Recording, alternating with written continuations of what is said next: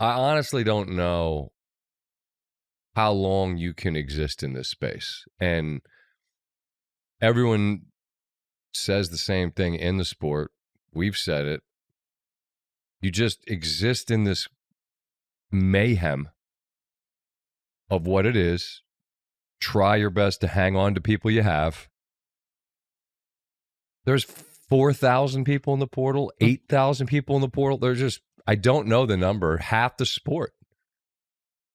It's an insane world where there's nothing to stop anyone from doing anything, including paying guys just as much as you want. The NIL clearinghouse supposedly was going to have to say whether it was worth it or not, but these schools are just like, prove it. Come check me. Literally. So you're Texas Tech and you've got a billionaire that wants to be great, and you guys made it, and then it didn't go well in the playoff. And his name Chad what? Cody Campbell. Cody Campbell. He's like, hey man, we got a taste. We're coming back. Good for him. Good for Texas Tech.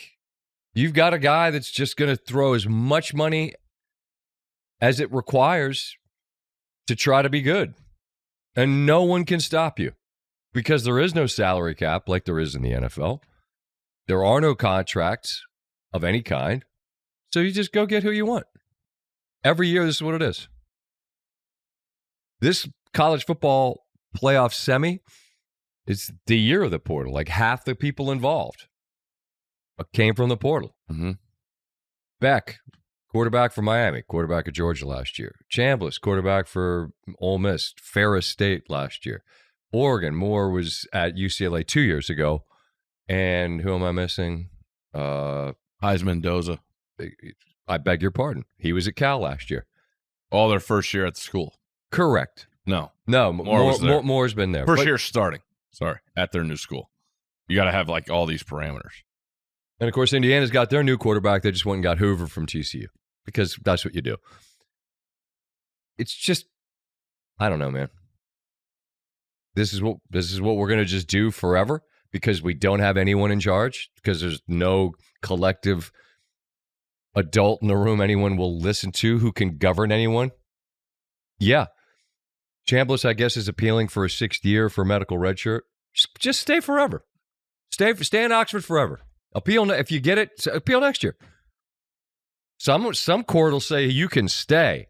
You just keep doing this until infinity. Games are good, but it's everything else that's just going to ruin the sport. I don't want to be hysterical over here, and it'll keep going, but I don't know. It's just dumb. Seriously. I'm with you. No one will fix it because they can't, apparently. Collective bargaining, and then you see, well, why would they agree to collective bargaining? Because people won't pay you if we don't eventually create some sort of contractual that binds both ways. Both ways. Campbell, Texas Tech, I'm not mad at y'all. We'd all be happy if we had one. You know, every school would love to have a billionaire that decided, here, my money's your money. Because there's no one that can police you. No one's going to check the NIL to see if it's a reasonable offer or not. No one. And I think the adage, though, too, Sky, is like, obviously, you get a chance, get your money, to your point. For the kids? Yeah. 1,000%. But no one's that good. What, for that much money? Yeah.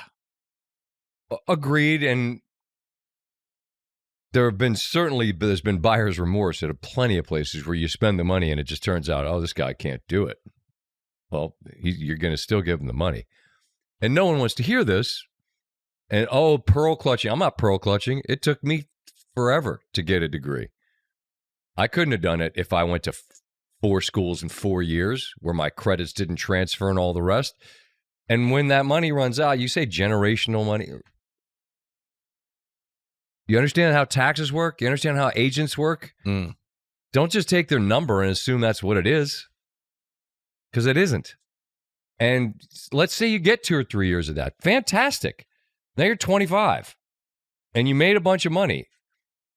Now you go get a job because you're not going to the NFL in most cases. Mm-hmm. Oh, well, we're going to interview you for a job. Did you get your degree? No, I didn't get my degree because I had like 4 credits at the end of it. Oh. They're in the mail. Seriously. There's that after the fact. No one wants to hear it. I understand. But it's a real life thing. System it's not geared up to screw people as much as it once was, where people who should have been participating in all this money all along should have been getting some. However, in some ways it's set up, you're getting paid for your time, but you're getting probably chewed up worse on the back end because I can't imagine anyone's graduating. And graduation rates don't matter anymore because you don't get punished for anything. Again, no rules. I did see Akron couldn't go to a bowl because of APR. I didn't know that to your point. I didn't know that was real. They should have just sued. Or Akron. Zips. Go Zips. I don't understand. Well, maybe that's how it works. It's what's the old line, UNLV got in trouble with something and Cleveland State's going to go on probation, right? Yeah. Someone's got to pay, so you just take it out on Akron. I don't know if that's what happened. I don't want to misconstrue the situation because I honestly don't know the what situation that happened, but I don't know. That just doesn't bother. I'm not morally upset about it. I just don't understand how you keep track of it, and it's such a bummer that the part about organically growing programs and seeing players that you watch go from being the freshman that, maybe by the time the person's a senior, how cool is it? Graves Vasquez will always be the example for me at Maryland.